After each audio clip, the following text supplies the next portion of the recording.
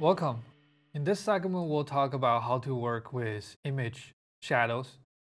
And image shadows are a very real problem, especially when we are dealing with very high spatial resolution images and we want to classify them either through image classification or through object-based image classifications. And the shadows impose a problem in terms of increasing the ambiguity of that pixel or of that object into different classes that we wanted to classify it to.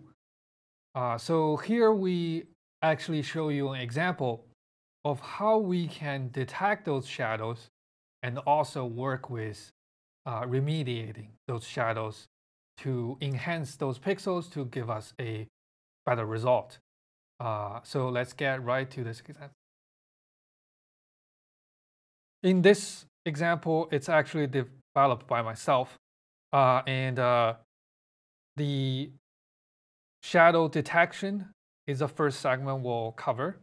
And then in the next segment, we'll talk about the shadow remediation. The first step of detecting shadow is starts on line 8 to 25. And this is very typical, as we mentioned before, how you can import an image. So I'm not going to go through it in detail. We had another segment already covered this. But the basic logic behind it is we are importing an image that is in the center of us at a point in city of Syracuse for us to analyze. And this image was filtered based on the year 2011 to 2000. So 2011, January to December. And we are using the image collection that's called NAPE imagery. So this is what I'm highlighting on line 15 that tells us we are using the NAPE imagery itself. So after we import and we display this image on line 25, and we label that image as the original NAPE image. So far so good. Hope you understand all of these. And let's move on to the actual detecting shadow part.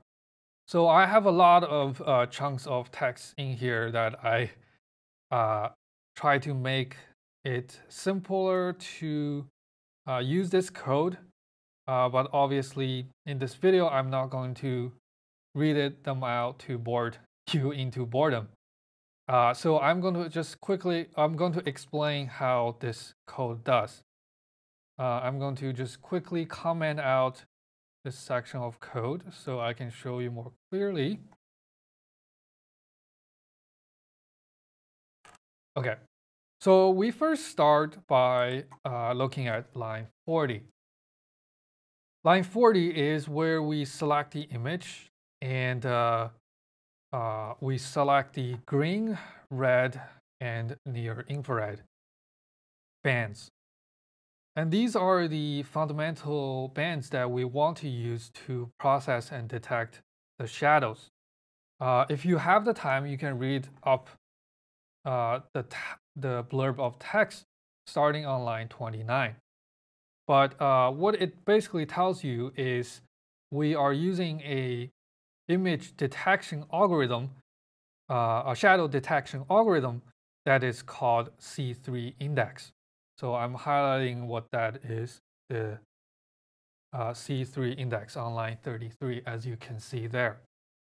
And this index was developed by a published study, and the study identified a computational algorithm based on the green, red, and near infrared to compute where the shadows are.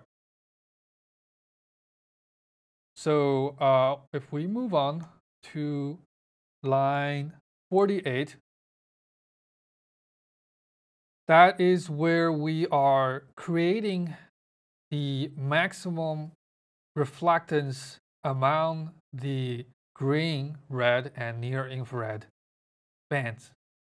So this maximum value, as I am highlighting on line 48, this is giving us an image that is showing us the maximum reflectance among all of the bands that we have selected earlier.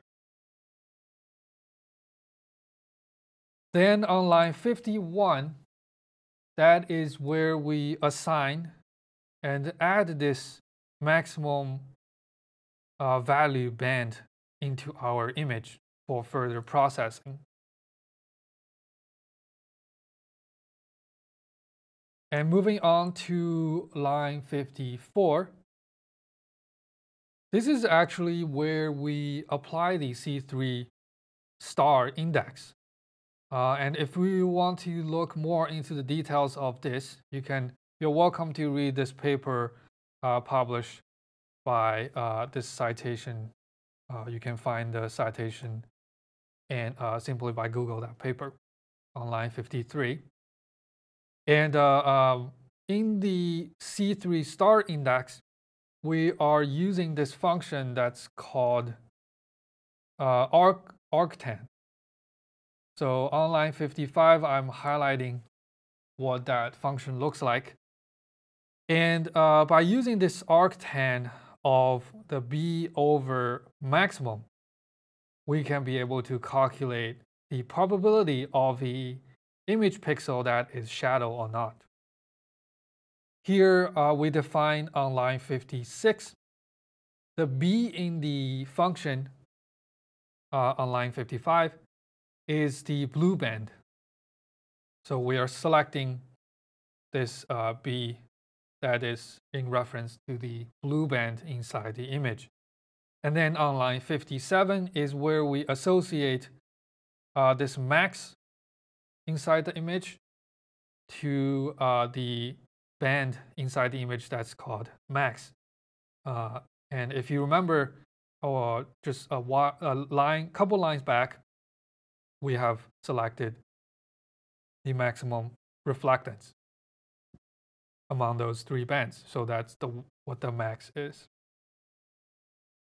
So once we calculate the C3 star, we can display this image on a chart. And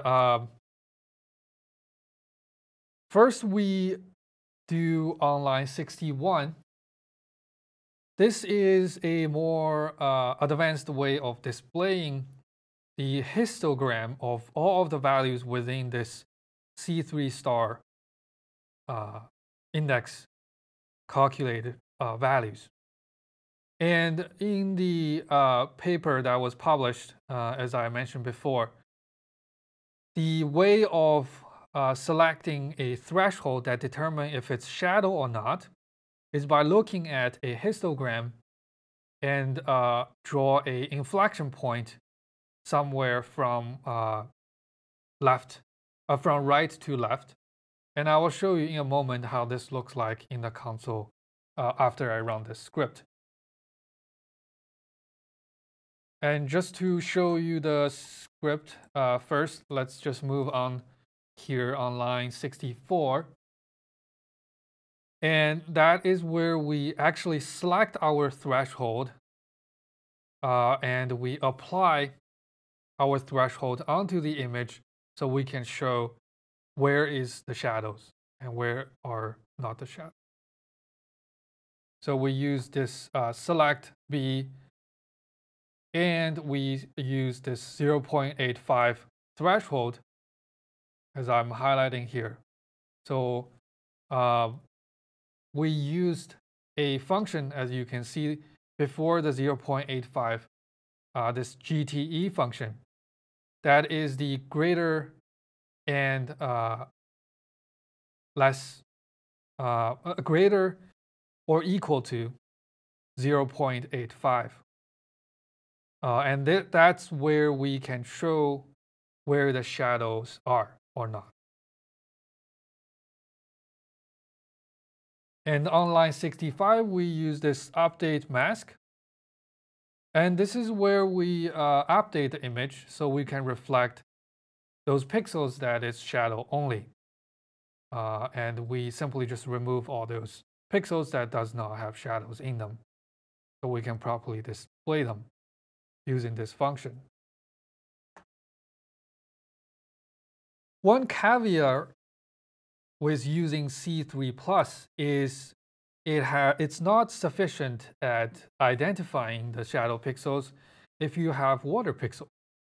So continue on with line 69. That is where I construct a NDWI index. And this is the normalized difference water index. And once you calculate this NDWI, as I'm highlighting here on line 69, that will show you the probability of a pixel that is water or not. And we apply exactly the same approach as we did before on line 76. And that's where we draw the histogram, and on that histogram, we can find where the threshold for the water pixels are, so we can use it. And similarly, on line 79 to 80, those are where we apply the threshold. Here we are using 0.6 as the threshold for NDWI, and then we get rid of all the non-water pixels to show us just the water pixels. And these water pixels were later used on line 80 as where my cursor is to update the shadow pixel earlier. So since the C3 cannot properly identify shadow from water, we use this NDWI to help us to get rid of all the water pixels, so now we are seeing just the shadow pixels.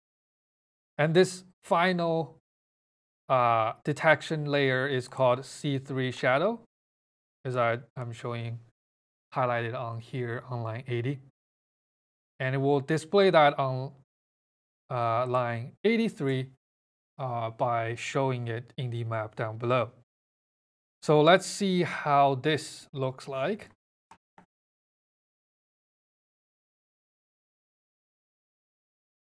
Okay, so first we will go into the console real quick. As I mentioned before,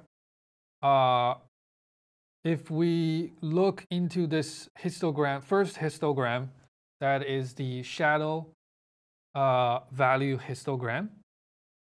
And you are seeing a histogram that displays all of the values that is the probability of the shadow. So that's the C3 star index values. And if we just drag this out so we can see it more clearly, you will see a tiny inflection point right around 0.86, as you can see there. So that gives us the hint of where the threshold should be for shadow or non-shadow. And obviously, it's not that clear. So you would want to select your own just by simply looking at the histogram and play around with the numbers. And if we go back to the second histogram down below, and as you can see on the screen there, this is the histogram of the water pixels, the water versus non-water. And the inflection point, as you can see, it's not very clear at all. But as you can see, you can play around with numbers. And we tested before, if there is an inflection point at 0.7. And we tested that, and the whole image goes into water pixels. So obviously, that's not correct. and we finally found another inflection point at 0.6, and that's where we decide to go with that. So obviously there is no absolute accurate answer here. You select a number, and you just simply have to test it out with your own need. So since I have run this script already, let's open up the map and we'll look at how this looks like.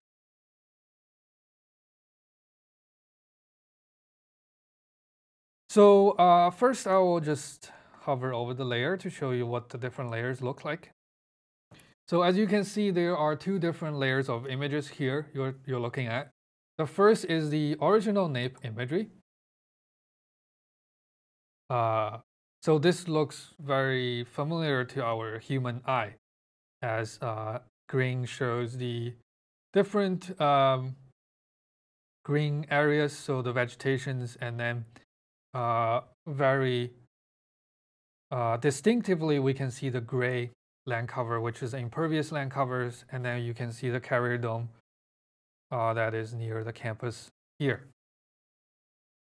And the shadow NDVI, as you see, which is the second layer of image there, that should give us where the image shadows are. So if I click that, as you already seen earlier, for the sneak peek, the red area should show us where the image shadows are. So if we zoom in to near the campus here real quick, now you can be able to see all of these shadows have been identified, but bear in mind, not all of them. So as you can see, if you focus on the building here, this is Lawrenson Hall. And behind the building, obviously, there is a large shadow of the building. And if I just turn back on the shadow pixel, you can see all of these shadows has been highlighted in red. And the reason why I'm showing, I was saying not all of the shadows were not identified, is if we focus on an area such as here. So you're seeing some trees, and then there's some shadows of the trees. And not all of the shadows has been identified with this approach. So as I mentioned before, the selection of the threshold that you need to play around with to find the inflection point is very important in this case. And if you increase that number, you will be able to pick up shadows that you were not previously able to. So it's determination by simply just playing around and look for different values. So let's go back to the script.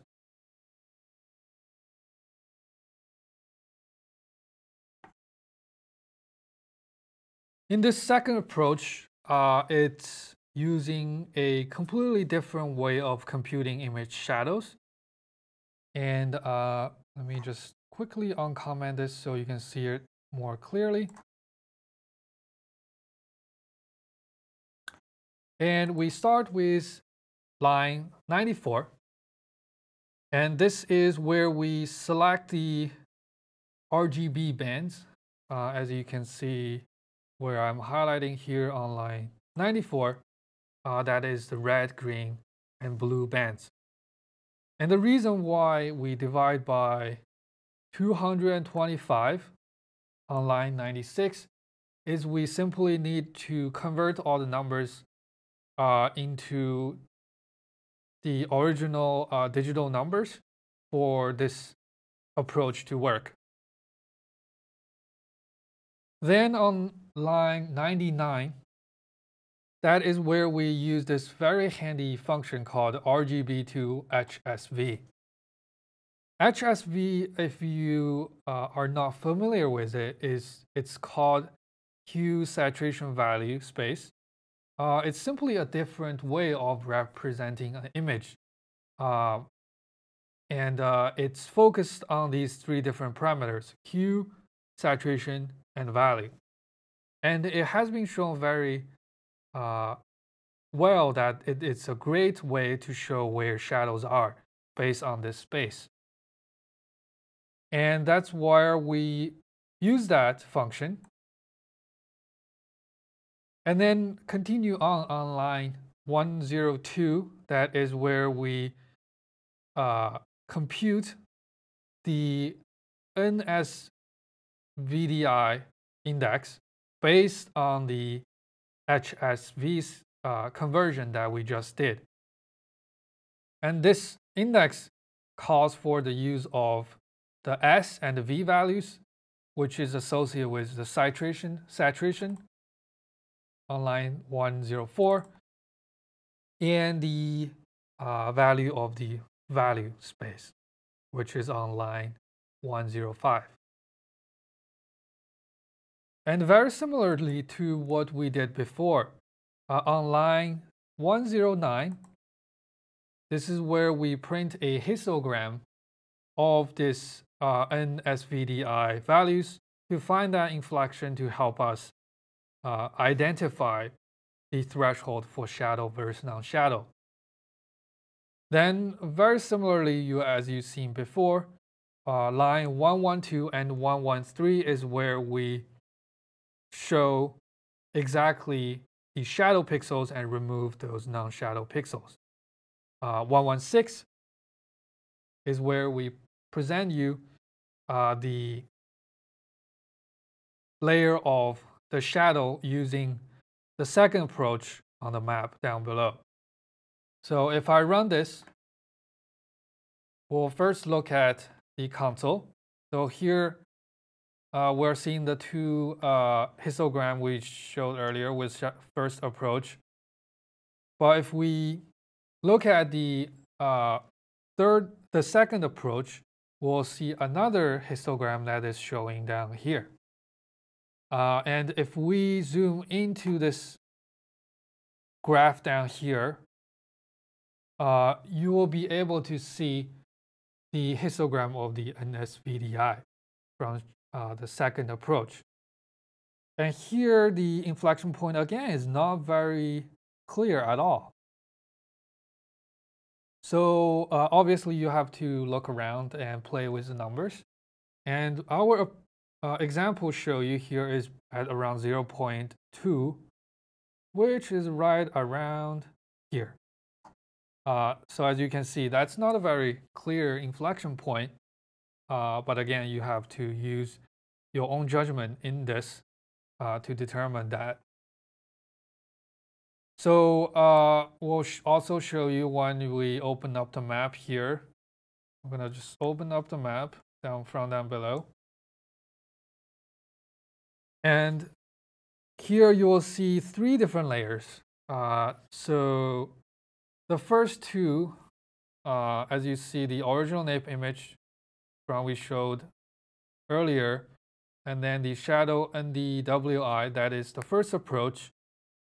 The shadow NSVDI is the second approach. So if we pick an area, as we showed before, near the campus of ESF here, we'll show you. So this is what the what you're looking at. This image is the second approach shadow layer. And if we compare it to the first approach, so I'm going to turn off the second approach.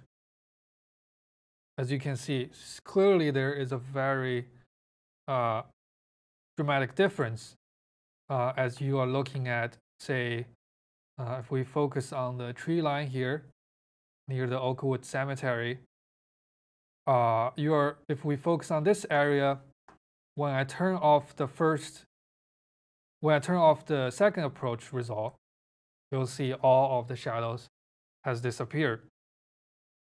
And that means the second approach is more fitted to find shadows in forested areas. So here is basically how you can detect shadows up to line 116, as I showed here. Just to quickly move on, in the script, the next portion of it explains to you how you can remediate shadows. This is a more advanced approach to manipulate the image for your own need. And we first will not repeat what we have talked about since from line 121 to roughly about 167. That is where we are showing you how to detect shadows. So that's exactly the same as what I mentioned earlier. So we're not going to repeat that. We're going to comment all of the script from the above so we don't interfere with ourselves. And if we comment the lines below, I will quickly show you what the remediation looks like. So beginning on line 179, this use a advanced approach to select different pixel values and different, as you can see, the mean, which is on 179, I'm highlighting here. And it also used the function standard deviation, so STDEV, on line 1686. And then it applies a variety of different numbers on line 195. So these long string of numbers, as you are seeing here, corresponds to the mean and standard deviation I have computed earlier. And you don't have to memorize exactly what these are because the paper that I referenced earlier has all of these functions explained in much more details so you can use this better. And once you apply this function, let's show you how this remediation looks like. So simply we hit the run on the top, and then we open up the map down below. And let's zoom into near the Syracuse area again. So at first, you will not see any difference, and there's no need to panic because there is one extra step you will want to do to make this work.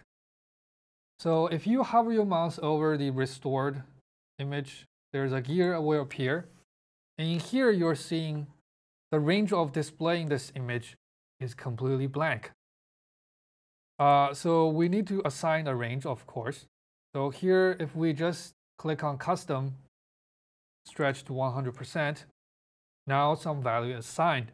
And technically, when I hit apply, we should be seeing some kind of remediation we're looking at. Okay.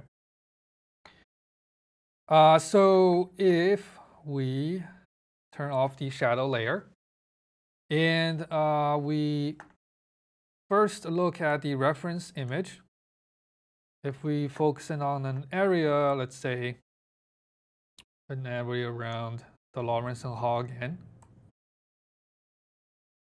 as you can see, the building shadow is still dark because this is the original image. But if we apply for the remediation, you'll be able to see there are features comes out of the shadow, such as the walkway and the vegetation squares, and that can help tremendously with image classifications with this approach. And those numbers that I showed you earlier, to be used in this remediation, obviously you have to play around with them as well. So just referring back to the script, These numbers are highlighted on line 195 and the other lines down below that's highlighted in red. Those are the numbers that you need to change and play around to make the perfect remediation you want. So this is how you can work with shadows, detect them, and remediate them for further down process. And in the next segment, we will talk about how you can detect clouds and work with clouds. And hope to see you there. Thank you.